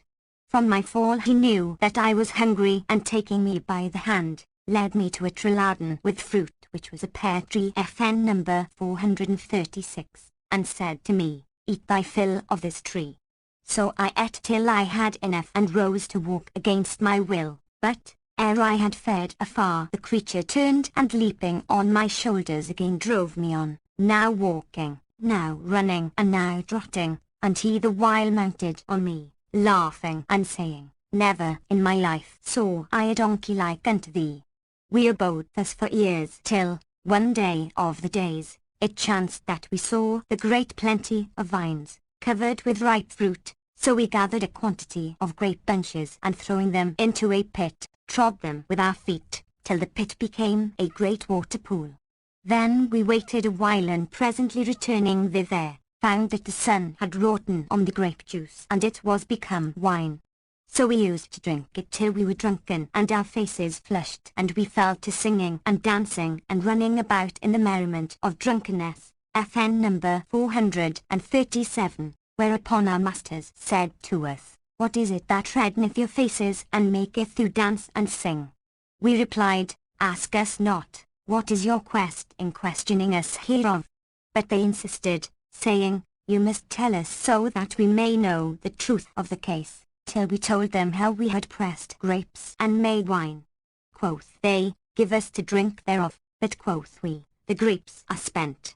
So they brought us to a wadi, whose length we knew not from its breadth, nor its beginning from its end, wherein were vines, each bunch of grapes on them weighing 20 pounds FN number 438, by the scale, and all within easy reach. And they said, "Gather of these." Apostrophe. So we gathered a mighty great store of grapes, and finding there a big trench bigger than a great tank in the king's garden, we filled it full of fruit. This we trod with our feet and did with the juice as before, till it became strong wine, which it did after a month, whereupon we said to them, "'Tis come to perfection, but in what will ye drink it?" And they replied, "We had asses like unto you, but we ate them and kept their heads, so give us to drink in their skulls." We went to their caves, which we found full of heads and bones of the sons of Adam, and we gave them to drink, when they became drunken and lay down, nigh 200 of them. Then we said to one another, "Is it not enough that they should ride us, but they must eat us also? There is no majesty and there is no might save in Allah, the glorious, the great. But we will ply them with wine, till they are overcome by drunkenness, when we will slay them and be at rest from them." Accordingly, we awoke them and fell to filling the skulls and gave them to drink. But they said, "This is bitter." We replied, "Why say ye 'tis bitter? Whoso saith thus, except he drink of it 10 times, he dieth the same day." When they heard this, they feared death and cried to us, "Give us to drink the whole 10 times." So we gave them to drink, and when they swallowed the rest of the 10 draughts, they waxed drunken exceedingly, and their strength failed them, and they availed not to mount us. Thereupon we dragged them together by their hands, and laying them one upon another, collected great plenty of dry vine stalks and branches, and heaped it about and upon them. Then we set fire to the pile and stood afar off, to see what became of them. And Shahrazad perceived the dawn of day and ceased to say her permitted say. When it was the 772nd night, she pursued, "It hath reached me, O auspicious king, that Said continued, when we set fire to the pile wherein were the girls, I with the Mamelukes stood afar off to see what became of them, and, as soon the fire was burnt out, we came back and found them a heap of ashes, wherefore we praised Allah Almighty who had delivered us from them. Then we went forth about the island and sought the seashore, where we parted, and I and 2 of the Mamelukes fared on till we came to a thick copse full of fruit, and busied ourselves with eating, and behold, presently up came a man tall of stature, long of beard and lengthy of ear, with eyes like crescents, driving before him and feeding a great flock of sheep. FN number 439, When he saw us he rejoiced and said to us, Welcome, and fair welcome to you. Draw near me that I may slaughter you and you of these sheep and roast it and give you to eat. Quoth we, Where is thine abode? And quoth he, Hard by yonder mountain. Go on towards it till ye come to a cave and enter therein, for you will see many guests like yourselves, and do ye sit with them, whilst we make ready for you the guest meal. We believed him, so fared on, as he bade us, till we came to the cavern, where we found many guests, sons of Adam like ourselves, but they were all blinded. FN number 440, and when we entered, one said, I'm sick, and another, I'm weak. So we cried to them, What is this you say, and what is the cause of your sickness and weakness? They asked, Who are ye? And we answered, We are guests. Then said they, What hath made you fall into the hands of yonder accursed? But there is no majesty and there is no might save in Allah, the glorious, the great. This is a God who devoureth the sons of Adam, and he hath blinded us and meaneth to eat us. Said we, And how did he blind you? And they replied, Even as he will blind yourselves anon. Quoth we, And how so? And quoth they, He will bring you bowls of soured milk, FN number 441, and will say to you, Ye are weary with wafer, take this milk and drink it. And when ye have drunken thereof, ye will become blind like us. Said I to myself, There is no escape for us but by contrivance. So I dug a hole in the ground and sat over it. After an hour or so in came the accursed ghoul with bowls of milk, whereof he gave to each of us, saying, Ye come from the desert and are athirst, so take this milk and drink it, whilst I roast you the flesh. I took the cup and carried it to my mouth, emptied it into the hole. Then I cried out, Alas! My sight is gone and I am blind. And clapping my hand to my eyes, fell a weeping and a wailing, whilst the accursed laughed and said, Fear not, thou art now become like mine other guests. But, as for my two comrades, they drank the milk and became blind. Thereupon the ghoul arose and stopping up the mouth of the cavern came to me and felt my ribs, but found me lean and with no flesh on my bones, so he tried another and finding him fat, rejoiced. Then he slaughtered 3 sheep and skinned them and fetching iron spits, spitted the flesh thereon and set them over the fire to roast. When the meat was done, he placed it before my comrades who ate and he with them. After which he brought a leather bag full of wine and drank thereof and lay down prone and snored. Said I to myself, He is drowned in sleep, how shall I slay him? Then I bethought me of the spits and thrusting 2 of them into the fire, waited till they were as red hot coals, whereupon I rose and girded myself and taking a spit in each hand went up to the accursed ghoul and thrust them into his eyes, pressing upon them with all my might. He sprang to his feet for sweet life and would have laid hold of me, but he was blind. So I fled from him into the inner cavern, whilst he ran after me, but I found no place of refuge from him nor whence I might escape into the open country, for the cave was stopped up with stones, wherefore I was bewildered and said to the blind men, How shall I do with this accursed? Replied one of them, O Side, with a run and a spring mount up to yonder niche FN number 442, and thou wilt find there a sharpened cimeter of copper, bring it to me and I will tell thee what to do. So I clomb to the niche and taking the blade, returned to the blind man, who said to me, Smite him with the sword in his middle, and he will die forthright.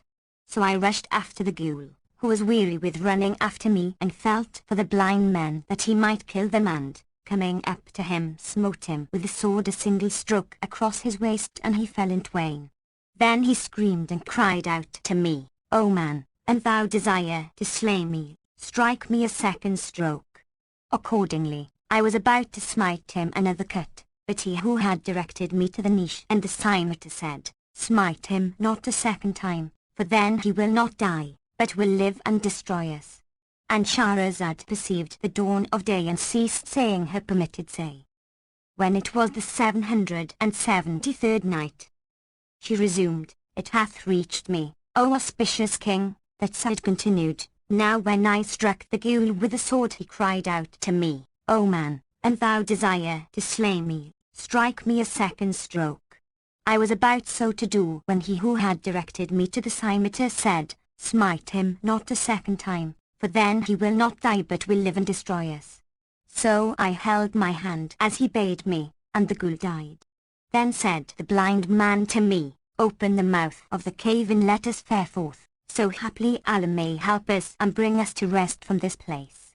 And I said, no harm can come to us now, let us rather abide here and repose and eat of these sheep and drink of this wine, for long is the land. Accordingly we tarried the 2 months, eating of the sheep and of the fruits of the island and drinking the generous grape juice till it so chanced one day, as we sat upon the beach, we caught sight of a ship looming large in the distance, so we made signs for the crew and hollered to them. They feared to draw near, knowing that the island was inhabited by a ghoul FN number 443, who ate Adamites, and would have sheared off, but we ran down to the marge of the sea and made signs to them, with our turbaned ends, and shouted to them, whereupon one of the sailors, who was sharp of sight, said to the rest, Hark, comrades, I see these men formed like ourselves, for they have not the fashion of gulls. So they made for us, little by little, till they drew near us in the dinghy FN number 444, and was certified that we were indeed human beings, when they saluted us and we returned their salam and gave them the glad tidings of the slaying of the accursed, wherefore they thanked us.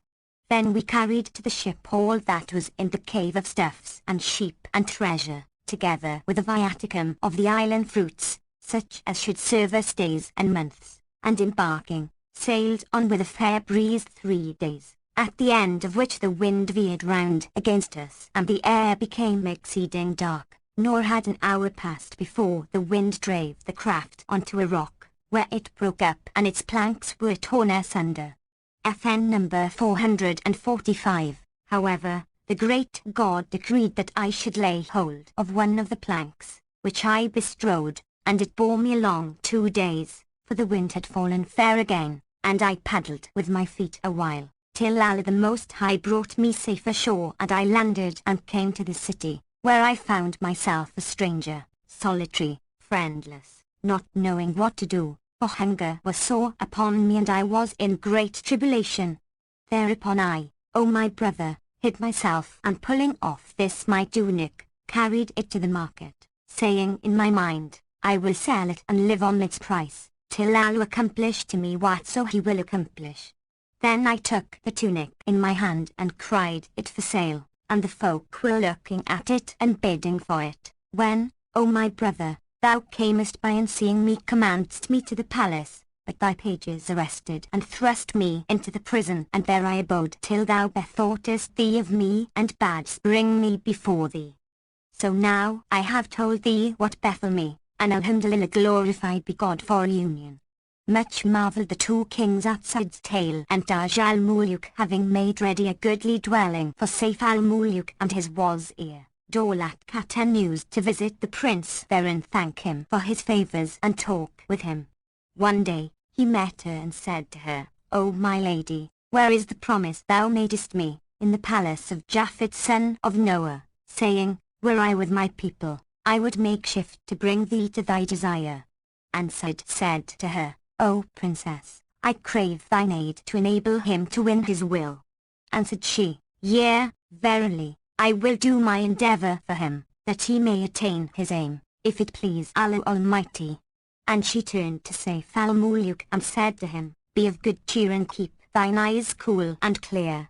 Then she rose and going into her mother, said to her, come with me forthright and let us purify ourselves and make fumigations. FN number 446, that Badiou al-Jamal and her mother may come and see me and rejoice in me.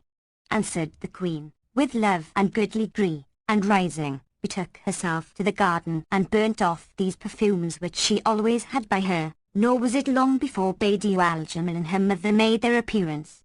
The queen of Hind foregathered with the other queen and acquainted her with her daughter's safe return, whereat she rejoiced, and rejoiced in each other.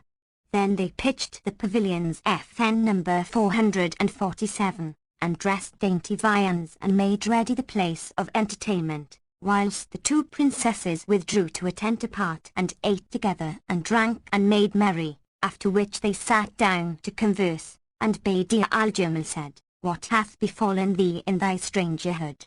Replied Daulat Khatun, "O my sister, how sad is severance and how gladsome is reunion. Ask me not what hath befallen me. Oh, what hardships mortals suffer." Cried she, "How so?"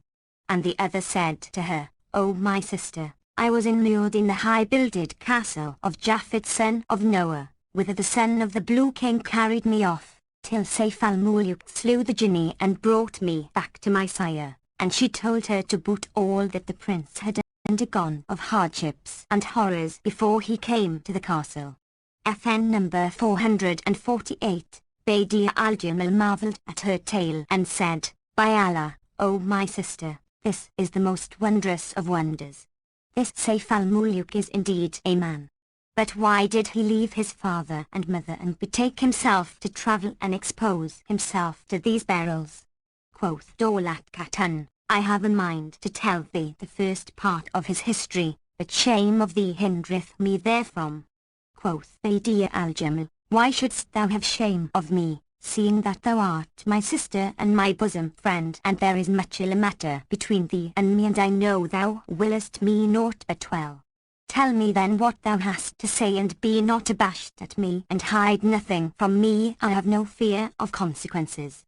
Answered Daulat Khatun, "By Allah, all the calamities that have bettered this unfortunate have been on thine account and because of thee." Asked Badi'a al-Jamal, "How so, O my sister?"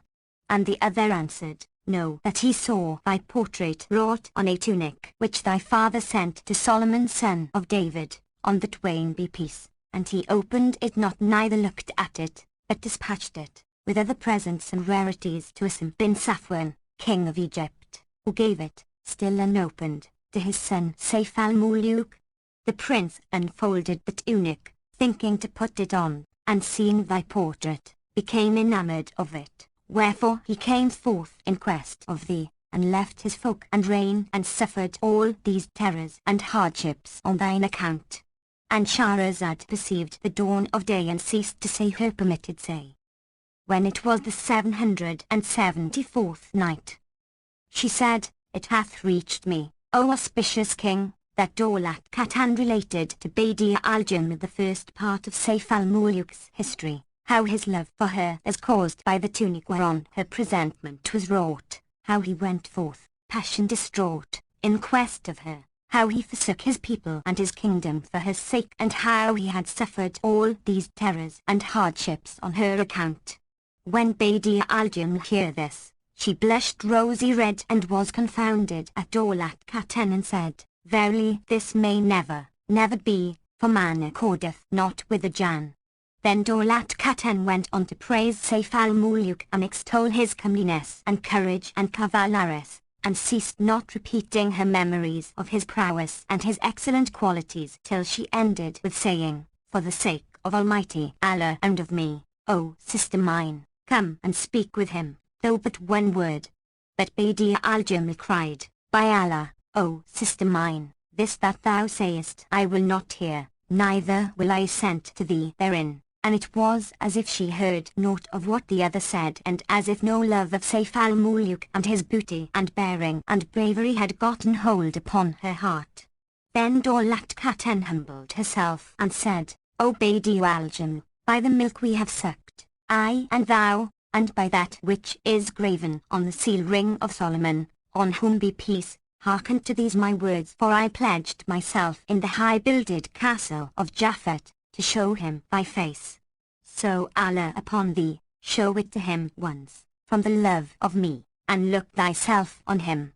And she ceased not to weep and implore her and kiss her hands and feet, till she consented and said, "For thy sake I will show him my face once, and he shall have a single glance." With that Daulat Khatun's heart was gladdened, and she kissed her hands and feet. Then she went forth and fared to the great pavilion in the garden, and bade her slave women spread it with carpets, and set up a couch of gold, and place the wine vessels in order. After which she went into Sayf al-Muluk and to his wazir side, whom she found seated in their lodging, and gave the prince the glad tidings of the winning of his wish, saying, Go to the pavilion in the garden, thou and thy brother, and hide yourselves there from the eyes of men, so none in the palace may spy you, till I come to you with Badi'a al-Jaml. So they rose and repaired to the appointed pavilion, where they found the couch of gold set and furnished with cushions, and meat and wine ready served. So they sat a while, whilst Sayf al-Muluk bethought him of his beloved, and his breast was straitened, and love and longing assailed him, wherefore he rose and walked forth from the vestibule of the pavilion. Said would have followed him, but he said to him, O my brother, follow me not, but sit in thy stead till I return to thee. So Said abode seated, whilst Sayf al-Muluk went down into the garden, drunken with the wine of desire and distracted for excess of love, longing and passion fire. Yearning agitated him and transport overcame him, and he recited these couplets. O passing fair FN number 449. I have none else but thee, pity this slave in thy love's slavery. Thou art my search, my joy and my desire. None save thyself shall love this heart of me. Would heaven I knew thou knewest of my wails night long, and eyelids upped by memory. Bid sleep to sin on these eyelids, haply in vision I thy sight shall see. Show favour then to one thus love distraught, save him from ruin by thy cruelty. Allah increase thy beauty and thy weal, and be thy ransom every enemy. So shall on doomsday lovers range beneath thy flag, and beauties neath thy banner be. Then he wept and recited these also. That rarest beauty ever bides my foe, who holds my heart and lurks in secrecy, speaking, I speak of nothing save her charms, and when I'm dumb in heart corwineth she. Then he wept sore and recited the following. And in my liver higher flames the fire, you are my wish and longsome still I yearn, to you, none other, bend I and I hope, lovers long suffering are, your grace to earn, and that you pity me whose frame by love is waste and weak his heart with sore concern, relent, be generous, tender-hearted, kind, from you I'll ne'er remove, from you ne'er turn. Then he wept and recited these also. Came to me care when came the love of thee. Cruel sleep fled me like thy cruelty, tells me the messenger that thou art oath. Allah forfend what evils told me he. Presently Said waxed weary of awaiting him, and going forth in quest of him, found him walking in the garden, distraught and reciting these two couplets. By Allah, by Th Almighty, by his right FN number 450, who read the Quran chapter Fatir FN number 451. Height, narrow my glances or the charms I see, thy grace, rare beauty, is my talk by night. So he joined him, and the twain walked about the garden together, solacing themselves, and ate of its fruits. Such was the case, FN number 452, but as regards the two princesses, they came to the pavilion, and entering therein after the eunuchs had richly furnished it, according to command, sat down on the couch of gold, beside which was a window that gave upon the garden. The castratos then set before them all manner rich meats, and they ate, Daulat Khatun feeding her foster sister by mouthfuls, FN number 453, till she was satisfied, when she called for divers kinds of sweetmeats, and when the neutrals brought them, they ate what they would of them, and washed their hands. After this Daulat Khatun made ready wine and its service, setting on the ewers and bowls, and she proceeded to crown the cups and give Badi'a al-Jaml to drink, filling for herself after and drinking in turn. The Badi'a al-Jaml looked from the window into the garden and gazed upon the fruits and branches that were therein, till her glance fell on Sayf al-Muluk, and she saw him wandering about the parterres, followed by Said, and she heard him recite verses, raining the while railing tears, and that glance of eyes cost her 1,000 signs, and Shahrazad perceived the dawn of day and ceased saying her permitted say. When it was the 775th night, she continued, it hath reached me, O auspicious king, that when Badi'a al-Jamal caught sight of Sayf al-Muluk as he wandered about the garden, that glance of eyes cost her 1,000 sighs, and she turned to Daulat Khatun and said to her, and indeed the wine sported with her senses, O my sister, who is that young man I see in the garden, distraught, loving, disappointed, sighing? Quoth the other, dost thou give me leave to bring him hither, that we may look on him? And quoth the other, and thou can avail to bring him, bring him. So Daulat Khatun called to him, saying, O king's son, come up to us and bring us thy beauty and thy loveliness. Sayf al-Muluk recognized her voice and came up to her into the pavilion, but no sooner had he set eyes on Badi'a al-Jamal, than he fell down in a swoon, whereupon Daulat Khatun sprinkled on him a little rose water and he revived. Then he rose and kissed ground before Badi'a al-Jamal, who was amazed at his beauty and loveliness, and Daulat Khatun said to her, Know, O princess, that this is Sayf al-Muluk, whose hand saved me by the ordinance of Allah Almighty, and he it is who hath borne all manner burthens on thine account, wherefore I would have thee look upon him with favour. Hearing this, Badi'a al-Jamal laughed and said, And who keepeth faith, that this youth should do so? For there is no true love in men. Cried Sayf al-Muluk, O princess, never shall lack of faith be in me, and all men are not created alike. And he wept before her and recited these verses. O thou, Badi'a al-Jamal, show thou some clemency to one those lovely eyes oppressed with witchery. By rites of beauteous hues and tints thy cheeks combine of snowy white and glowing red anemone. Punish not with disdain one who is sorely sick by long parting waste hath waxed this frame of me. This is my wish, my will, the end of my desire, and union is my hope, and haply this may be. Then he wept with violent weeping, and love and longing got the mastery over him, and he greeted her with these couplets. Peace be to you from lovers' wasted love, all noble hearts to noble favour show, peace be to you. Ne'er failure for my dreams, nor hall nor chamber the fair sight forego. Of you I'm jealous, none may name your name, lovers to lovers I should bend thee low, so cut not off your grace from him who loves while sickness wastes and sorrows overthrow. I watch the flowery stars which frighten me, while cark and carmine every night falls low. Nor patience bides with me, nor plan appears, what shall I say when questioned of my foe? God's peace be with you in the hour of need, peace sent by love a patient bearing woe. Then for the excess of his desire and ecstasy he repeated these couplets also. If I to aught save you, O lords of me, incline, ne'er may I win of you my wish, my sole design. Who doth comprise all loveliness save only you? Who makes the doomsday dawn e'en now before these ear? Far be it love find any rest, for I am one who lost for love of you this heart, these vitals mine.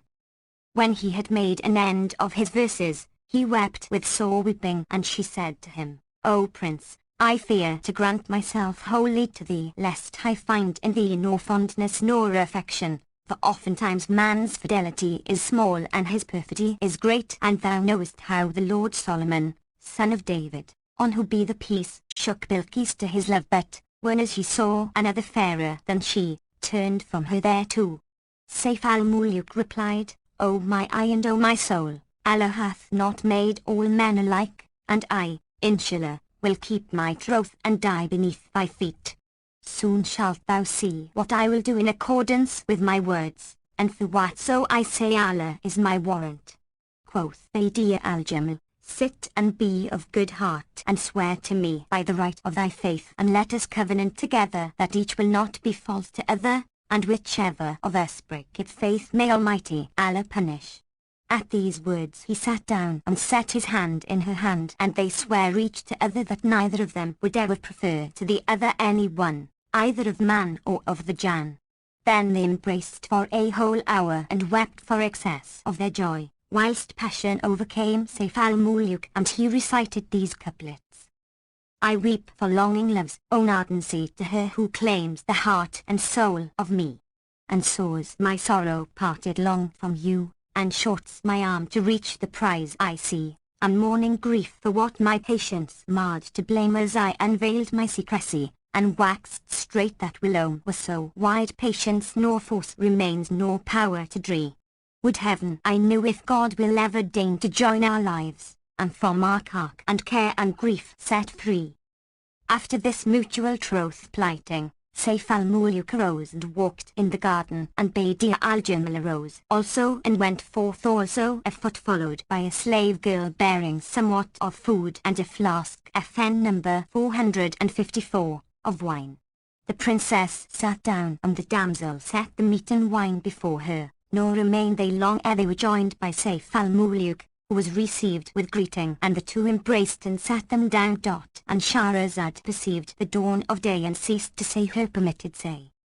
When it was the 776th night, she pursued, it hath reached me, O auspicious king, that having provided food and wine, Badi'a al-Jamal met Sayf al-Muluk with greetings, and the twain having embraced and kissed sat them down a while to eat and drink.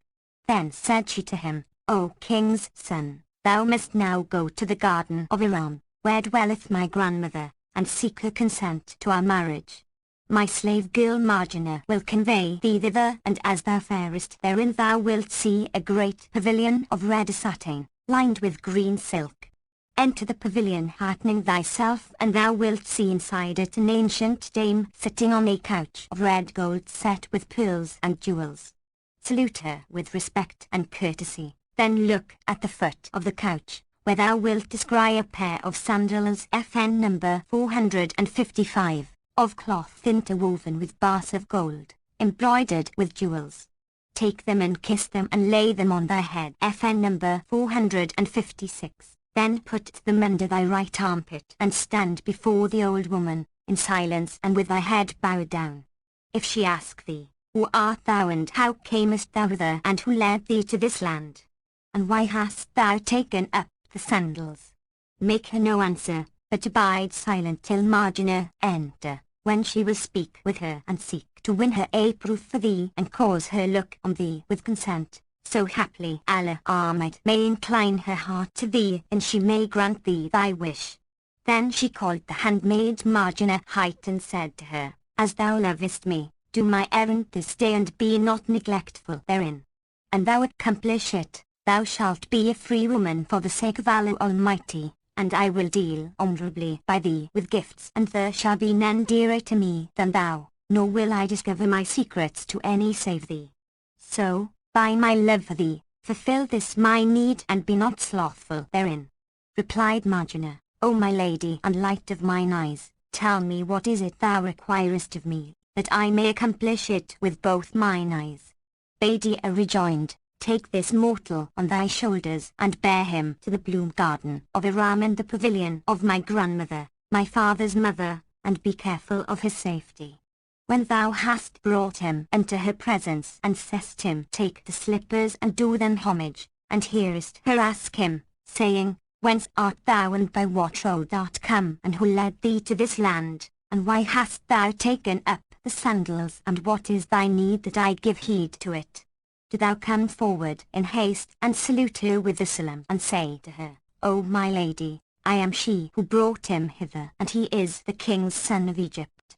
FN number 457, 'tis he who went to the high-builded castle and slew the son of the Blue King and delivered the princess Daulat Khatun from the castle of Japhet son of Noah and brought her back safe to her father, and I have brought him to thee, that he may give thee the glad tidings of her safety, so deign thou be gracious to him.